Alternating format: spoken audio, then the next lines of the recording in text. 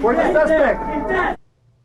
Video shows the moments officers took down the shooter at Robb Elementary School in Uvalde. It's one clip from a large collection of recordings released after a lawsuit from news organizations. The records released include documents, text messages, and police body camera video. They provide a little more insight into the delayed law enforcement response to the shooting. They also released 911 calls, including one from the uncle of the shooter and another from a child inside the classroom. There's a school shooting. Please hurry. There's a lot of dead bodies. Please.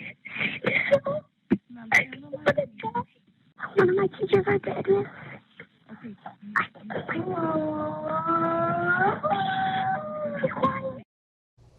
The release of the recordings comes as the former Uvalde School District police chief faces criminal charges for his response to the shooting.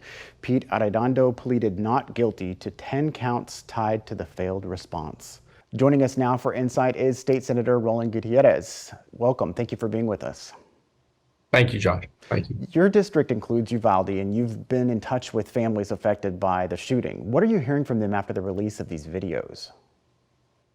Well, they're all very disturbed and very disappointed. You know, you're supposed to rely on government. Government has failed the city of Uvalde and the community of Uvalde even before this horrible tragedy, and it continues to do so still.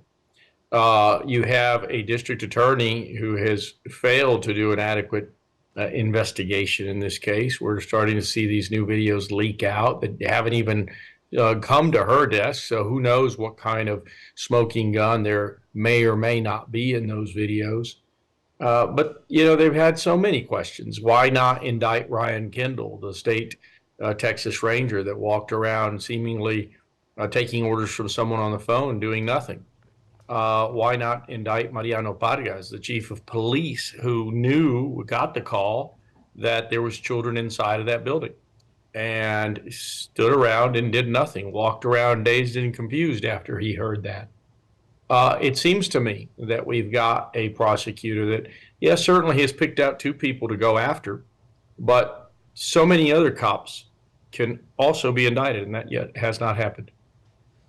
You have obviously talked a lot about the lack of that accountability in the aftermath of this shooting. Does the release of this video even make a difference to you? There has been no real accountability from the Department of Public Safety. There's been no accountability from the governor's office. There's been no request for Steve McCraw to resign. Steve McCraw has rehired. Quite frankly, they never fired anybody. What happened here was a travesty of justice, a horrific crime, and what followed is a travesty of justice that we're living in. I know you've seen a lot of these videos already. You've also seen some images that have not been made public. Are there things that haven't been released that people should see?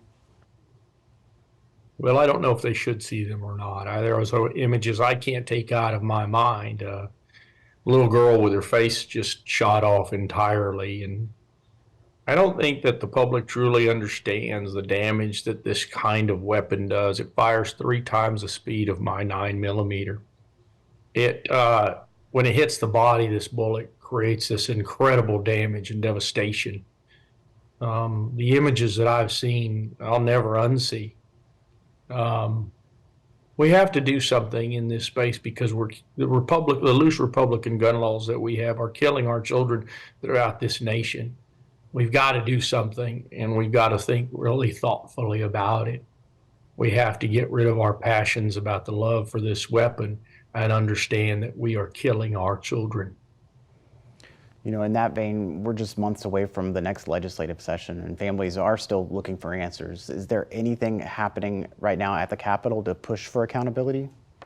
The Republicans are not interested in even revisiting any issues of Uvalde. I will be front and center, continuing to talk about raising an age limit on access to an AR-15 to 21. Even though I believe we should have a national assault weapons ban, at least we should have responsibility in that space. Most Republican voters, about 70% of them, agree with me on this issue. I'll continue talking about red flag laws, because if you see a young man go into a gun shop for 3 days in a row, and it looks strange and act strange, I mean, there's something obviously wrong. That's a red flag. Somebody should have called the sheriff's office. We've got to be able to have common sense in this issue. Those kids weren't Democrats. Their parents were Democrats. They were Republicans. They were independents. They were human beings. And these poor children were struck down at the beginning of their lives. And all that potential and all that hope is gone. And we've seen this movie play out over and over across this state. When are we finally going to do something? So Republicans are going to continue to close their eyes to this. I'm going to continue to fight and push back. Senator, thank you so much for being with us. Thank you so much. You heard the senator mention the Texas Ranger Ryan Kendall. He was suspended amid an investigation into his response to the mass shooting. But earlier this month, DPS Director Stephen McCraw removed that suspension and allowed him to return to his position. That decision came after a Uvalde County grand jury determined Kendall did not break protocol or laws on the day of the shooting. She's giving us that youthful energy, and she's giving us that something we can relate to, and I think that's what people want. Kamala Harris boosting excitement and poll numbers. Some Democrats believe she could turn the tide in Texas. But could the state really be a battleground in November? We look closer at the chances.